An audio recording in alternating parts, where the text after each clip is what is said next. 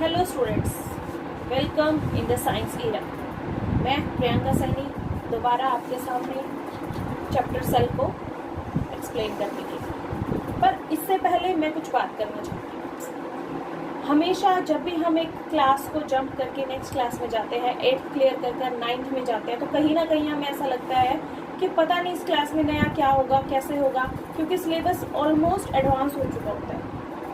जो भी बच्चा क्लास 8 को क्लियर करके क्लास 9 में एंटर करता है, they will feel a lot of difficulty in writing and learning these chapters.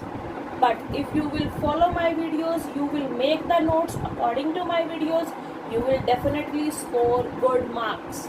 No need to go and again ask to your teacher and again bother them. No, you just go on my YouTube channel, play my videos, get the ideas, write it down on your notebooks and show it to your teachers. Believe me, आपको बहुत अच्छा appreciation मिलेगा और बहुत अच्छे marks score करेंगे।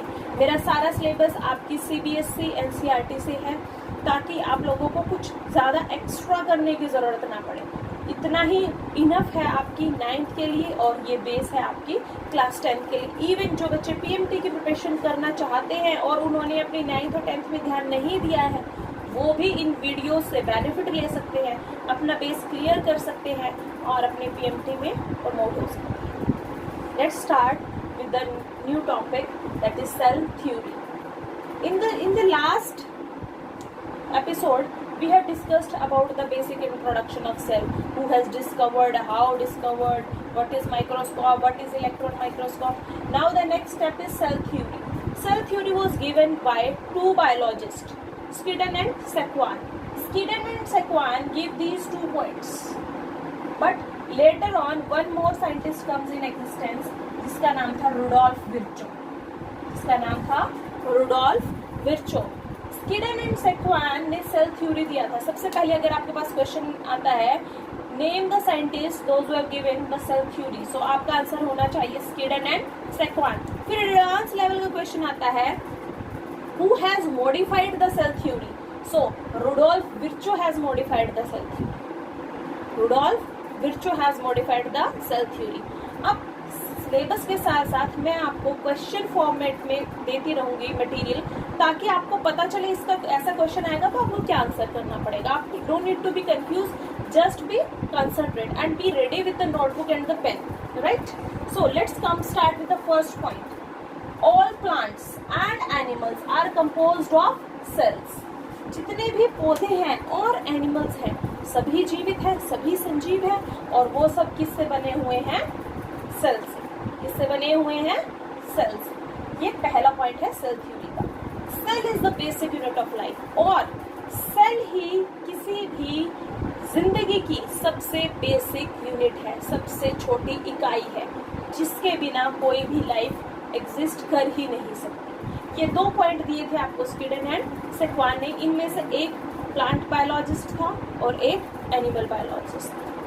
सो the another point that has given by Rudolf Virchow, जो उन्होंने बोला था अपनी ग्रीक लैंग्वेज में, सेलुला ओमनी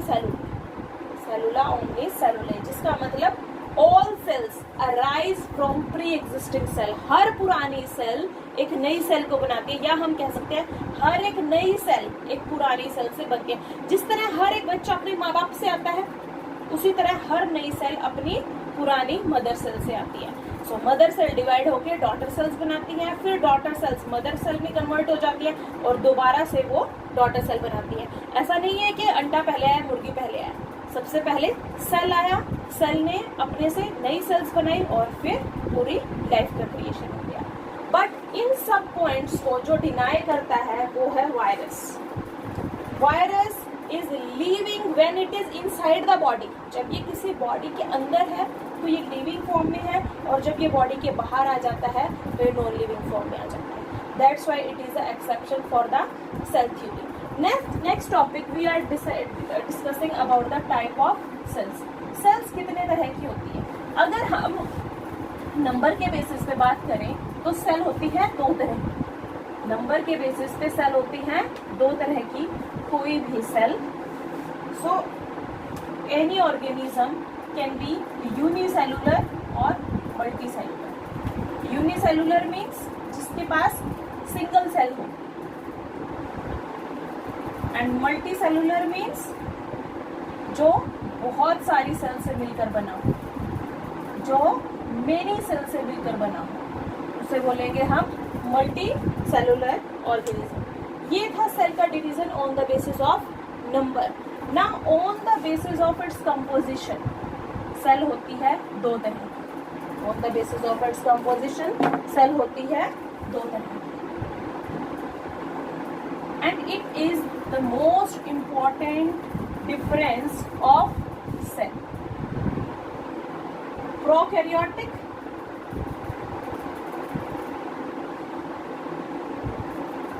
and eukaryotic.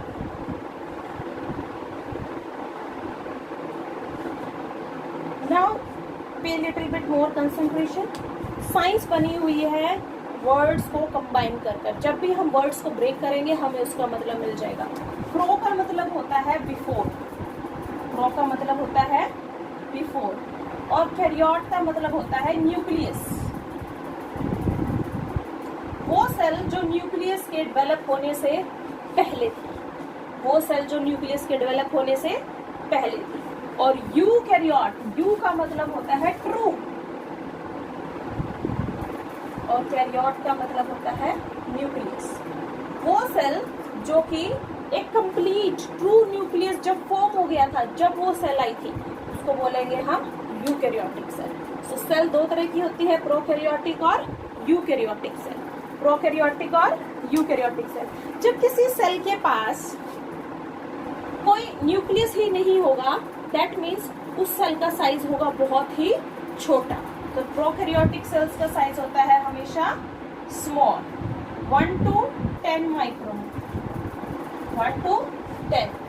और यूकैरियोटिक का साइज हो सकता है 1 to 100 माइक्रोमीटर।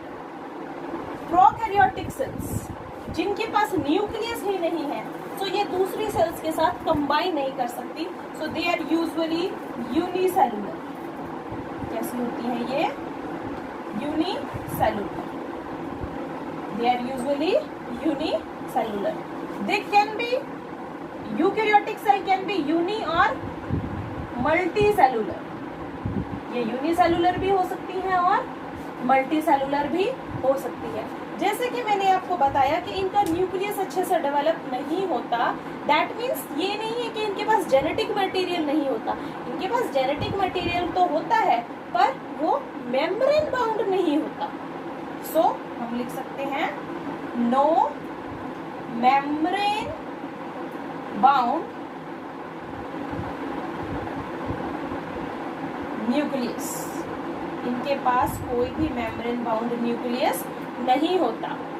क्लास 8 में हमने सेल के बारे में पढ़ा है, तो सेल का आउटर स्ट्रक्चर तो होता है, सेल का आउटर स्ट्रक्चर तो होता है, सेल मेम्ब्रेन तो होती है, बट न्यूक्लियस के चारों ओर जो मेम्ब्रेन होती है वो नहीं होती। ये सेल है और यहाँ पर खुला ही जेनेटिक मटेरियल इकट्ठा पड़ा हुआ है, and they are having only 1 chromosome.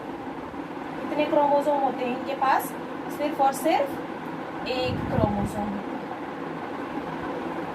On the other hand, अगर हम यूकैरियोटिक सेल्स की बात करें, तो यूकैरियोटिक सेल्स यूनिसेलुलर के साथ साथ मल्टीसेलुलर भी होती है। तो इनका साइज भी कैसा हो सकता है? बिग हो सकता है। इनके पास मेम्ब्रेन बाउंड न्यूक्लियस होता है। कैसा? Membrane bound nucleus. इनका न्यूक्लियस प्रॉपरली बाइलेयर में फिक्स होता है। 2 लेयर होती है न्यूक्लियस की, one that is outside, another that is inside. Nucleus के अंदर cell material, genetic material properly packed form में होता है, जिसको बोलते हैं हम न्यूक्लियोइड। क्या बोलेंगे? Nucleoid. So they are having nucleoid. What they are having? Nucleoid, and they can be having many chromosome, more than 1 chromosome they are having. Like humans are what? Humans क्या हैं? Prokaryotic or eukaryotic? We humans are eukaryotic. We are the most advanced social animal. So we are having many chromosome. How many chromosomes we are having? We are having 23 pairs of chromosome. How many? 23 pairs. And if we are talking about in number, we are having 46 chromosomes. So for example, human, monkey, lion, all the animals. And if we'll talk about the prokaryotic, so example is bacteria, right? So again I am recapping this thing. Cell is divided into two things, prokaryotic and eukaryotic cells. Prokaryotic means before the nucleus. Nucleus is not well developed.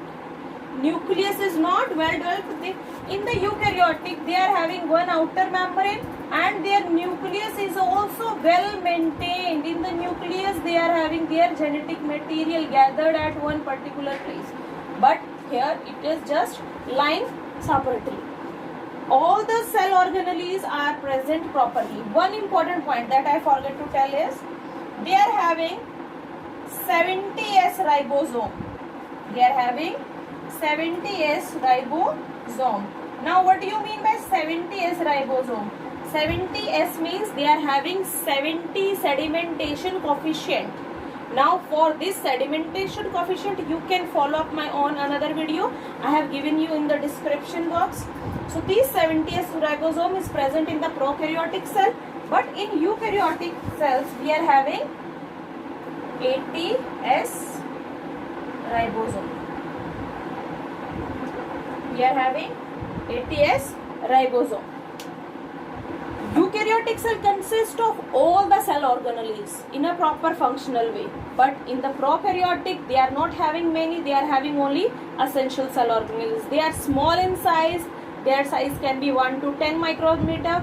They all are unicellular, they are not having any membrane bound nucleus, they are having only one single chromosome. On the other hand, in the eukaryote, they are having the true nucleus. Size can be from 1 to 100 micrometer. They can be unicellular or multicellular as well. They are having properly membrane bound nucleus. They are having nucleoid also, and they are having many chromosomes, more than one chromosome they are having. Its example is human. It is very important difference.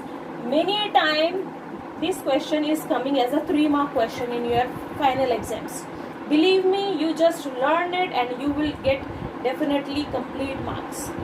For the further classes, for the further chapter explanation, please follow up my channel and you will get more and more videos. Please like, share and subscribe my channel. Thank you.